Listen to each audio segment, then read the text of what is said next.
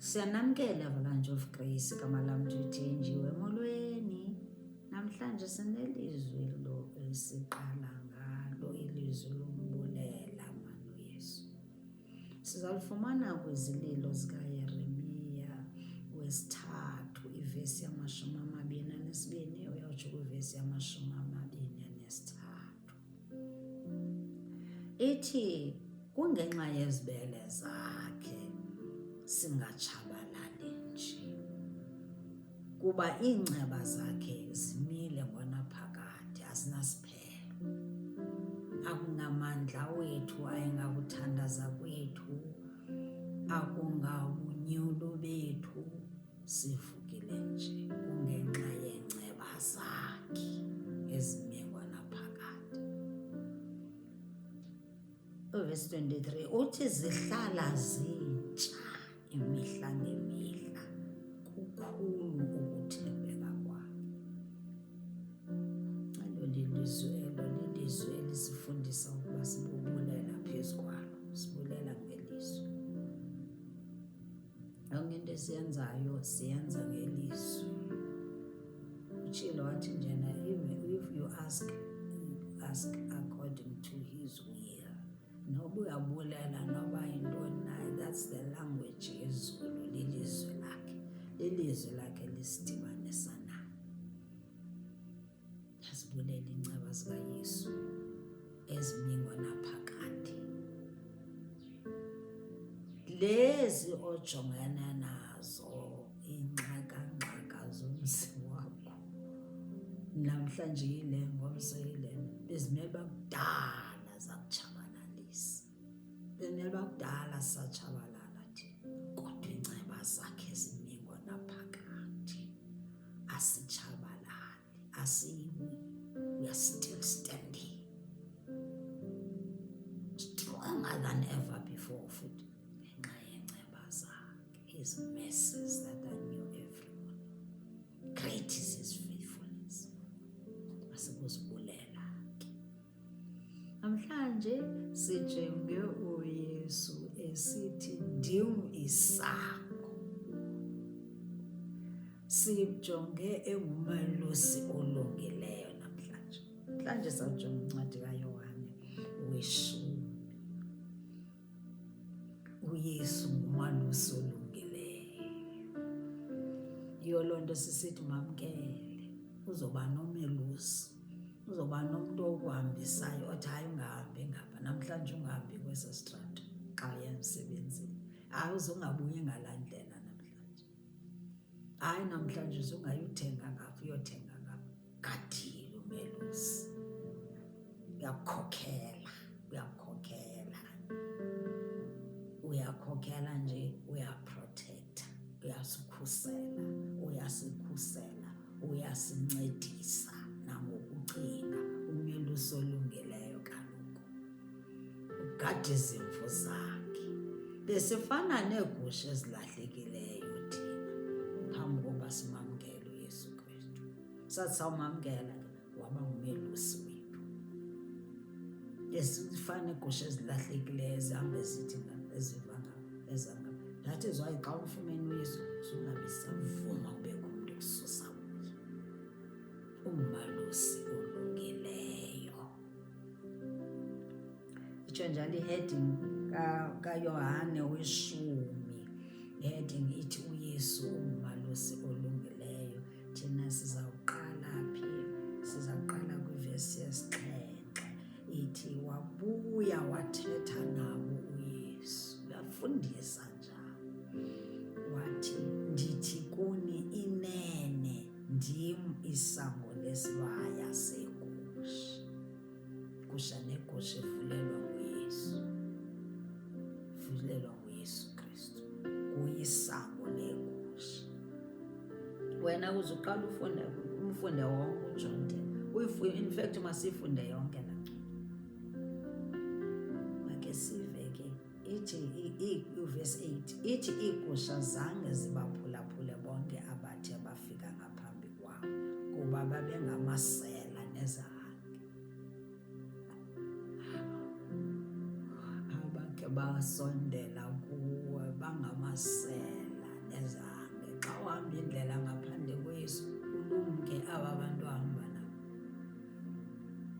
Kulumka abantu abahamba nawe abangena Yesu ngamasela, itsho iBhayibhile, nezange uzotshabalala. Yesu lisango, nezulu zakungena ngoYesu Kristu. Verse 9, ndim, uyaphinda futhi, ndim isango, othe wangena ngam wosindiswa, wongena ephuma atye anele. Zawutya wanele ngofunda iBhayibhile, iyakonelisa iBhayibhile, ngoba ufunda ukubone the character of God, character kaJesus, ukuthi umuntu onjani, unamandla, ureliable, utrustworthy, wangifunda ukuthi awuthembeki. Uzawutya wonele xa uthembe yena. Tsho njalo nam ndingufaka zonke. Ndonele nombulelo entliziyweni yam. Akho nto emnandi nje ukuthi xa uguga, size-senior citizens kaloku. Ugugele uYesu akumnandi, ubezayigqama nini laa nto? Uzayigqama nini into nto ushunqisa everyday, uqhumisa impepho? Masiphumeni empepheni. uYesu Kristu uzosikhupha kwimpepho. Uba masisoloko sithemba kwi-Jesu fluid. Jesu fluid, korobhani ne-Jesu fluid. Njenzani lena ezanifakani iperiperi, qhumisani, qolisani ngalena lena. Besayigqiba nini izinto? Sizazigqiba nini izinto? Hlukanani nezinto ezikude noYesu. South Africa, masihlukaneni nezinto ezikude noYesu. Sizongena ezulwini. Sizongena kuphi? Ezulwini, sizolibona izulu, nathi ke siphumle. Ake sizeni uYesu sizophumla ekukhohlisweni, sibe sikhohliswa. Ntayi le izakwenza ithi kuthi lingajonanga elanga leya nto, laa meko isenjeya. uYesu Kristu akunjalo. Wamdibana noYesu Kristu ufumana umoya ongcwele. Umoya ongcwele ungena phaa ngaphakathi. Unawo, uyakomeleza, uyakuqinisa, athi uyokukhuthazana. Njengoba ndisitsho ndithi nasi isibhalo, siqale ngase sibhalo sombulelo, esimbulele ngeenceba zakhe ezibingo naphakade. Wenza inceba, uyasilula, uyasilusa, akuzela kalala ugcinga Israyeli. Ungave bekhohlisa,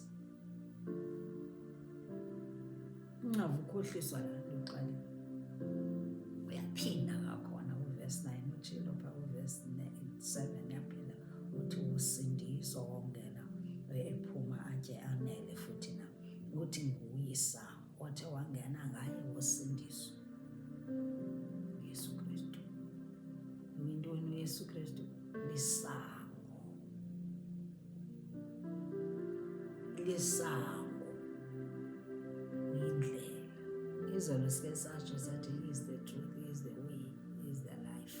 Namhlanje uyaphinda futhi uthi ndim isango, ongene ngam uzawungena atye onele ahluthe. Futhi ndithi into yoba wena xa unaye empilweni yakho uzawuphila impilo enjani, eyonelisekileyo.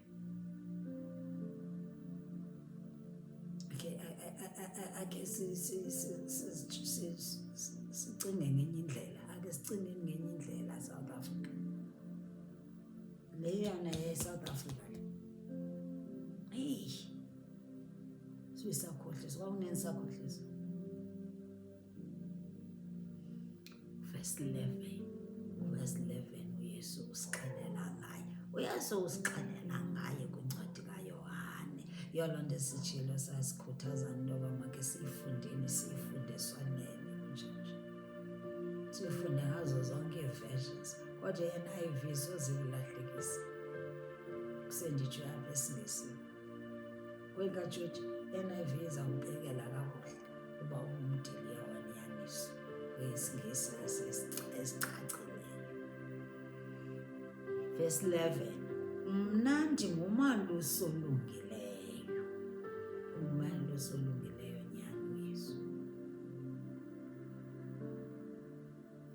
Umelusi olungileyo ubuncamela iigusha zakhe ubomi bakhe. Wancama ubomi bakho Yesu uncamela thina. Umelusi olungileyo nyana. Ubomi waphezu kwelaa gazi lakhe. Uthi kodwa igazi lakhe soze liphela amandla. Igazi likaJesu, igazi likaZethu liyathetha. We speak the destruction with that blood of Jesus. Uthi igazi likaYesu liyachitha. Blood of Jesus, speak for me, fight for me. Blood of Jesus, it is speaking nangoku. Ngawo lo mzuzu, it is speaking the destruction in the camp of your enemies. Igazi likaYesu Kristu, upside down, chaos and confusion. Igazi likaYesu Kristu. Wafela thina. Wancama ubomi bakhe, ncamela iigusha zakhe. Oh, haleluya. Hayi konelisi le. Yezo zithi iBhayibhile kwenza ukuthi ube nejoy. Joy of the Lord is your strength. Nakweyiphi ingxaki ojongene nayo, funeka wazi iBhayibhile izakukhuthaza ikunika amandla. Ithi awugqiba ekwenzele into ikwenza ukuthi ube more than a conqueror.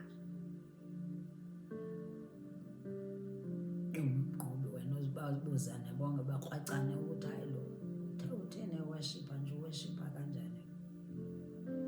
Kanti amandla wapho amaqobo ingadlangadla ezulu.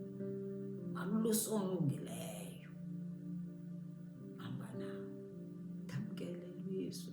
So amkelela thina ngoba sifuna ubomi bakho, asifuni uhambe uye kwatshabalala.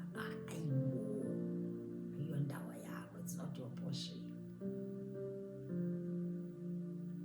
Hell is not yours, not your portion.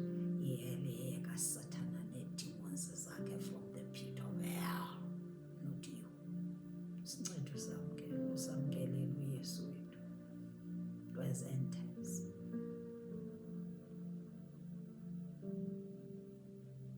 Verse 11 sitshilo sathi uYesu ungumelusi olungileyo.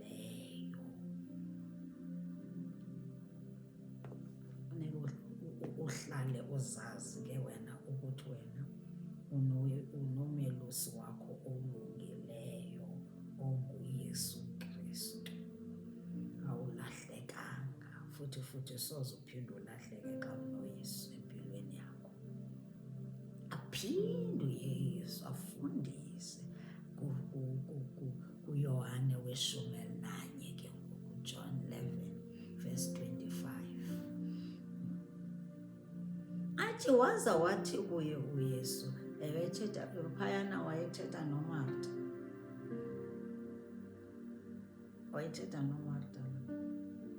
Marta umlona wayesister wakhe uMaria. Babutshelwa isibhuti wabo. Athi xa ebhubha ubhuti wabo uYesu wathatha ixesha. Wayebathanda uYesu phaa. Yaye babesoloko ichaza loo nto into yokuba wayesoloko esiya phaya yobabona uYesu. Wayeyobabona phaya yobona uMarta kunye noMaria kunye nobhuti wabo uLazaro. Wathi ke ngoku ke uYesu xa beqala ukuthi njena ubhuti wakho ubhubhile, uYesu yena wathi njena hayi zinto ezincinci zolele lo mntu lo akafanga. Uthi ke ngoku uMarta kuvesi 25 emfundisa imfundiso kaYesu le emxelela into yoba ungubani. Wathi ndim uvuko Marta, noba ndifike nini, noba ndifike after 10 days, ndim uvuko. Ubhuti wakho uzawuvuka kwelabafileyo. Sukuba sakhala nawe Maria. uMaria ke yena ke wayengafuni nombona, zange amamkele nomamkele, kodwa intliziyo yakhe yayibuhlungu, wayedanile uMaria engamazi uba umaxhoba ayakhawuleza uluvuko. Andadle yakho efileyo, prayer life yakho ifile, uYesu uyakwazi uyivusa. Ngoba ubude bendlela buyenza into ukuthi uphelelwe lukholo. ukholo lwakho uve abantu sebesithi hey angisakwazi nothandaza ngoba sekukuningi. Kodwa yiza kuYesu Kristu ayivusa iprayer life yakho, avusa ukholo lwakho, ngoba nguye uvuko, nguye uthi ndim uvuko ndim ubomi, tsho njalo kuverse 25. Ndim Maria uvuko, biza igama lakho Baba ukuthi uYesu, ndim Yesu uma uzovusa impilo yam, uzovusa ikhaya lam, uzovusa umtshato wam, uzovusa umsebenzi wam, ukakundivuselele umsebenzi. Ndinike imvuselelo ndizothanda umsebenzi lo wam endiwenzayo. Ndivuselele Yesu, intliziyo le yam ikude kuwe, ndakwamkela kodwa ude bendlela zininzi izilingo endizithwele. Ndivuselele ngoba nguvuko Moya Ongcwele. Oh haleluya. Uthi ndimuvuko. Nantsi ke uthi lowo okholwayo kuwo wodla ubomi nokuba ebefile. Uzawudla ubomi uYesu noba yeyiphi na into eseyifile, noba sowufile i-prayer life, ubomi lo bakho awusakholwa, usowufile, zininzi izinto ezibulalayo, zininzi iindlela zokufa wena. Zininzi ngoba uSathane uyayenza loo nto into yokuthi asihambise ezintweni ezingafunwa nguYesu Kristu, ngoba ebulala ikamva lethu, ebulala iimpilo zethu. Sizijonge ezo zinto, sizijonge izinto ezingamkholisi Yehova, angazithandi uYesu, siyazazi. Singazothi abantu xa bezichaza izinto nithi naba abantu sibe sisithi abantu basijaji, basijaji kanti abasijaji, bayasilumkisa. Masilumke nathi. 26 wonke odla ubomi ekholwa kum, uYesu uyaqhubeka, soze afe naphakade. Sawufumana ubomi obungunaphakade thina, noba singafa kodwa ubomi bangunaphakade sizabufumana ngoba uzasivusa uYesu.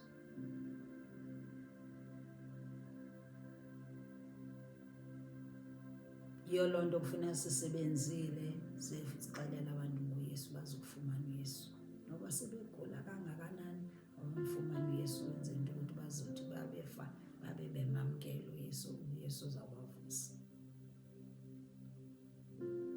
Sithandazele nabazali bethu nookhokho bethu, singabayiki abafa bengazange bamamkela uYesu, sithi Yesu sincede ubasindise imiphefumlo yabo.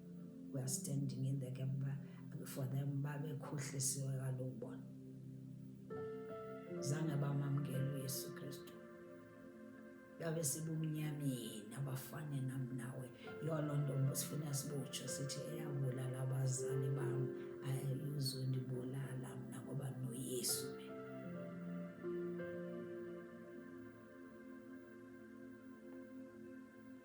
Yiyo loo nto funeka sibuqhayisa sithi ezo, sitsho sithi ayikho nto enosihlukanisa noYesu Kristu, umntu onosihlukanisa nothando lwaYesu Kristu kule sizini. Sikwisizini entsha, masamkeleni uYesu Kristu, siqhayiseni ngoYesu Kristu, siyosoloko saqhayisa nezixhosini. Hey, me and me and me. Le channel is not about me, it's about Jesus Christ. Ibiza wena ukuthi iza kuYesu Kristu, ngoba simbonile uYesu Kristu le channel. Leyo yethu le channel, leyo yam ndikuxelela, yayiphiwa nguManqoba mna le channel. Ndandingayelanga ucela channel, ndandingayanga ucela ministry, ndandiyele ngxaka zam. Kodwa uYesu wakhetha wathi thinduphi avalanche of grace. Zophela ingxaka zakho, nantoni ufuna uyithetha uzoyithetha apha, avalanche of grace. So nguye uYesu uphayize, andiphiwe umuntu ne-avalanche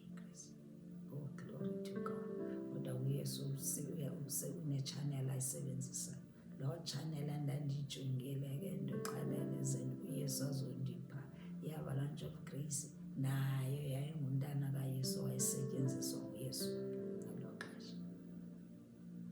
Indlela inde kaloku,